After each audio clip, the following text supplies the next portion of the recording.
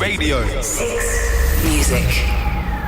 You are now entering a parallel universe. And wipe your feet on the way in. Marc Riley, BBC 6 Music.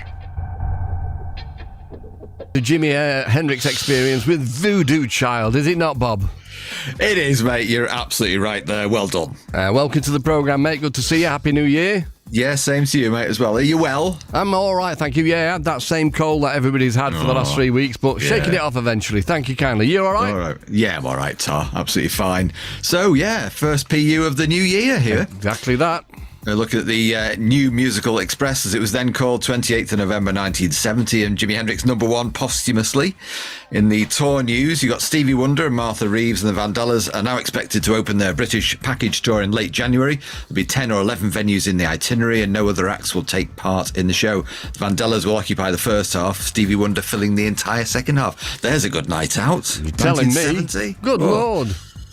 Deep Purple are due to commence a 16-day tour of Germany today, Friday. Special security guards have been organised by the promoters. Squads of riot police are reported to be standing by at several cities on the itinerary in case of trouble from fans. After returning from Germany, the group will holiday for 10 days over the Christmas period before starting a UK tour in January. This all sounds a little bit extreme, but I wondered whether kind of British bands at this point, 1970, had this reputation overseas, because there'd been riots at shows like by John's Children, The Who, Pretty Things, and whether it was just this bizarre knee-jerk reaction in certain countries. Yeah, I mean, The Who, you're talking about that legendary gig, I don't know if it was in Hamburg, but it was The Who supported by John's Children, and John's Children featuring Andy Ellison and Mark Bolan, lest we forget, and they just thought, right, The Who are the most incendiary kind of rock and roll band at the moment, we're going to make sure that we make an impression. So they had a pillar fight, didn't they, and stuff like that. They did. It was hardly, you know, it was just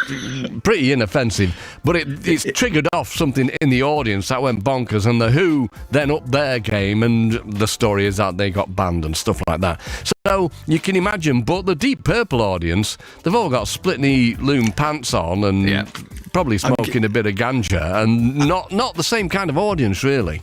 Not at all. I'm probably sitting cross-legged on the floor at this point as well, so not much to be afraid of, I would have thought. No, not really. Also in the news, former Grapefruit singer Bob Whale has joined Hard Meat. Surely there's an opportunity miss there. There could have been a Whale Meat band, a rebrand. No, leave that. But I mean, yeah, I've never heard of either of those bands, Bob, but it's a good joke, so excellent. Thank you.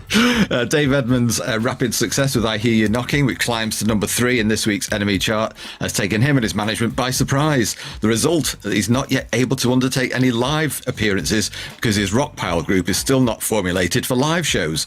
Plans to augment the Edmunds/Terry Williams partnership are being rushed forward, but even so, Dave will not be ready to tour until early 1971. Surely that's a bit...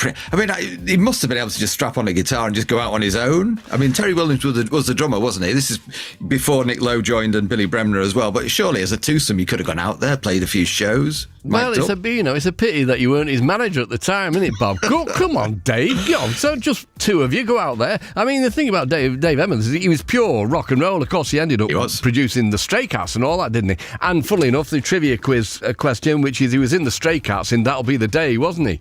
He was, of course he was, yeah. No, just a strange one. But, I mean, yeah, I heard that record on the radio about a week ago, and it still sounds great, but it did sound, to me then, posthumously, to use that word, like an unlikely hit. You know, it's just a straightforward rock and roll tune with some reverb on the vocals. And no offence to anybody, I really like it. But, it just seemed a little bit out of kilter with being a big hit record. I don't know why. Maybe that was it. It took everybody by surprise. And they thought, we need to go and tour this. But they couldn't. Right. And Fiery Creations, a company that staged the Isle of Wight Festival in late August, admitted debts totalling £105,000. Creditors meeting on Monday. Bear in mind, this is 1970. That was a lot of money. The firm appealed for a little more time to enable it to sell the rights to the film of the festival. Discussions concerning the film rights are now taking place in New York. It's understood that more than 200 hours of film are available. This, of course, was the last Isle of Wight festival for over 30 years, wasn't it? But I'm guessing they did recoup all those costs with the film, because so many clips and iconic performances, talking of The Who being one of them, were on that show, 1970. Joni Mitchell as well. Was that the one that Bob Dylan appeared at in the white suit? Yeah, it was. Yeah. I think it was, yeah. Right. And more big names have been lined up for Granada TV's Liftoff, which is fast becoming ITV's answer to Top of the Pops. Latest bookings include The Equals, Ken Dodd, The New Seekers, Peter Noon, Marmalade and Dave D. So this was, it was never really a serious alternative to Top of the Pops, was it, Liftoff? I mean, this was before it was Liftoff with Aisha. Because you would have sort of, Aisha would be on there, she'd perform, viewers could write in with requests, couldn't they? It wasn't like a simple kind of chart show. Well, I used to watch it all the time. I don't remember that bit of it, but I do remember it was presented by Aisha Bruff, and also at one point Wally Whiten. That's right. Who was a folk singer, so not exactly like the kiddies' audience, but then he had a puppet owl called Ollie Beak. And so it was aimed at kids, and naturally, I mean, when I started watching it, which would have been after that, actually, and the first time that I ever saw Bowie, obviously, in 1972, but, he was on at 4:20 on a Thursday, as I remember it, and so it really was the coming home from school audience that they were looking for, whereas Top of the Pops had to draw everybody in, didn't it? I mean, if you think of how many records were being bought when, in that glory period, as I mentioned before, Slade selling 1 million singles a week, and Boney M selling similar amounts, it wasn't toddlers pretty much buying those records. It would have been people who were working. Of course it would, yeah. Different audiences, weren't they? Yeah, completely. And talking of singles, you've got Derek Johnson here reviewing various things, including the Kinks' 8 Man, also The Pretty Things, October the 26th. He says, an unexpected new single from the Pretties, slow, almost dreamy in conception, a disc that should be played to all those cynics who regard all groups as foul-mouthed and unsophisticated. What a strange review. Well. The Edgar Broughton Band, Apache Dropout, a quivering rocker, he says, that combines 2 tunes for the price of 1. There's Apache, which the Shadows took to number 1 10 years ago, punctuated by repetitive snatches of Captain Beefheart's Dropout Boogie, sung in ripe tones like a frog with laryngitis. We could have gone there, but we're not going to go there because there's one of the greatest ever Motown singles is in the charts. There's a great documentary about Motown that I watched. I'd seen it before a few years ago, but it is Berry Gordy in the company largely of Smokey Robinson. And the one thing that was very comforting was to realise that Smokey Robinson has got an even worse memory than me, or did I? Surely not. Honestly, Bob, honestly. Okay, Tears of a Clown. Smokey Robinson and the Miracles. That's right. Well remembered, Mark. The Tears of a Clown. Mark Riley, Bob Hughes, and we are in the parallel universe. But where are we, Bob? We're in the company of the NME from the 28th of November 1970 here, and I need to preface this piece, short piece here by the NME's Derek Harvey, as a sort of ignorance alert, okay? He writes a column here about this, how there seem to be so many reggae-styled cover versions around at the moment, and he says, I wonder how many more monotonous examples of reggae have to make the NME chart before it disappears. How soon will the skinheads and discotheque goers realise just what a farce this form of music has become? Can't be soon enough for me, he says. This form of music either turns you on or very much off. It's one of those kinds of music you either love or hate. What did you think of it? Well, yeah, we're kind of in the middle. That's another joke, which obviously we're going to go and do the after-dinner rounds, aren't we, when we get the sack from Six Music? So you're just working up old material, aren't you, Bob? I'm so sorry, mate. But it just got to caught my eye, really, that this kind of thing could even be, it's such kind of opinionated for the start, but it's not informative in any way at all. And astonished that this could be considered responsive music for journalism of any kind. Well, coming from a music journalist, that's Bob Ombate. Thank you. All right. America Calling. Wayne Stirl reports from New York, where he's in the company of Little Richard in a hotel high above Broadway. As he finds him in reflective mood, he says, I've done everything that I know how to do. I've tried to be right. I've never pulled any slick games on anybody, and I've never hurt anybody. Then he talks about how he feels he's been marginalised by the media. So bearing in mind this is 1970, he said the radio stations aren't fair today. If some of my material was played, then I'd have big hits. If Creedence Clearwater Revival makes a record that sounds like me, everybody plays it. But when I do it, they call me outdated. He says, don't get me wrong, I'm not knocking Creedence. I love them, and John Fogerty is the greatest. If John had his way, I'd be played all the time. I know that. In fact, John and I are good friends, and we're going to do an album together. That must have been so strange for people like Little Richard at that point, 1970, to find themselves, they were considered dinosaurs already, weren't they? Kind of, 15 years on from their pomp. They seemed irrelevant, and yet all the most of the music, 90% of the music around in 1970 was sort of rock and roll rooted. If it wasn't blues rooted, it was rock and roll rooted, and yet they were seen as archaic. I always mention Davy Bowie, and I apologise to a certain extent, but there's one photograph. I mean, you look at photographs of Davy Bowie over the generations of that affected, you know, and there's one particular where he is beaming like I've never seen him beaming in any other photograph, and that's when he's in the company of Little Richard, because he was so in awe of him. He used to have a picture of Little Richard getting out of a pink Cadillac on his mantelpiece, apparently. I didn't go to his house, but, you know, the restraining order did work. But we still play Little Richard on this programme, and they still sound better than anybody else's records. I'm talking about the production, whether you like the tunes or not. I do. I think he was amazing. But the records themselves recorded probably with 4 microphones, you know? So it's that same old thing, though, isn't it? It's like, yeah, you're great, then, oh, you still here? And then, oh, blooming heck, you should be gone by now. And then eventually it's like, you're the king of rock and roll, which did come round full circle, thankfully. Yeah, that's the thing, is if you survive enough, you're kind of lauded in the end. Also worth mentioning, well, around this time, Creedence did a song called Travelling Band, which was unashamedly John Fogerty just paying tribute to all his major influences, chiefly Little Richard. So what goes around comes around. There's a feature on page 18 of Mickey Most's latest venture, CCS, conceived as a modern-day update of the big band era. An interesting one, this, is CCS has got nothing at all to do with the past, he says. It's a whole new concept. When people think about big bands, they still automatically associate them with the tired old Glenn Miller format.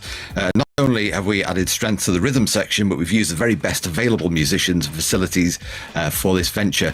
CCS, writes NME's, or to be more precise, the Collective Consciousness Society, is the reality conceived from the identically nurtured ideas of Mickey and arranger-composer John Cameron. When put into practice, involves no less than 24 top sessioneers blended with the highly distinctive voices of Alexis Korner and his Danish protege Peter Thorup. Out of this amalgamation, an excellent debut album has materialised, supported by a fast-climbing single, Whole Lotta Love, which was for a long time, wasn't it, the theme tune of Top of the Pops, or when I started watching as a kid. It was, absolutely, yeah, and it sounded great. And I tell you what is funny, I saw probably a few months ago on Twitter a clip of the James Last Orchestra doing Silver Machine, and it was brilliant. And I've been looking for James Last albums since that. I've got kind of like proggy things on it, you know. Well, I bet they did Fanfare for the Common Man, which I know wasn't ELP, it was Aaron Copland. But there were that. I don't know much more about CCS, but that sounded blooming great.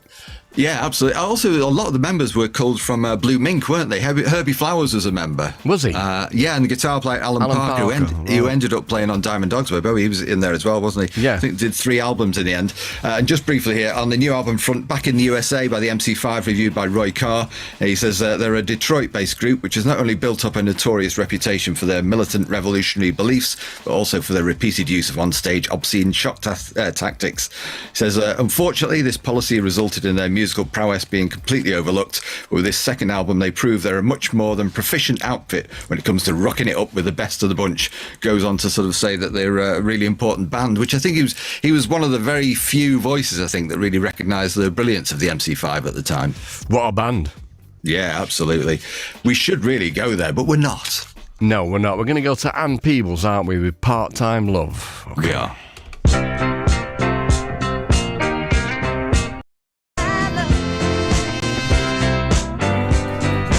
Finding ourselves up against it a bit for time here, so a bit of an early bath on Ann Peebles. Sorry, Part-Time Love, Mark Riley, Bob Hughes. Yeah, the NME here, 28th of November 1970. Some gigs this week. You've got Fotheringay at Birmingham Mothers, T-Rex at Bournemouth Winter Gardens, Fleetwood Mac at the Swan in Yardley, Yes at Southend Technical College, Frank Zappa and the Mothers of Invention at Manchester Free Trade Hall, the Beach Boys at Stockton Fiesta, and also in Cabaret, which I find bizarre, at Sheffield Fiesta.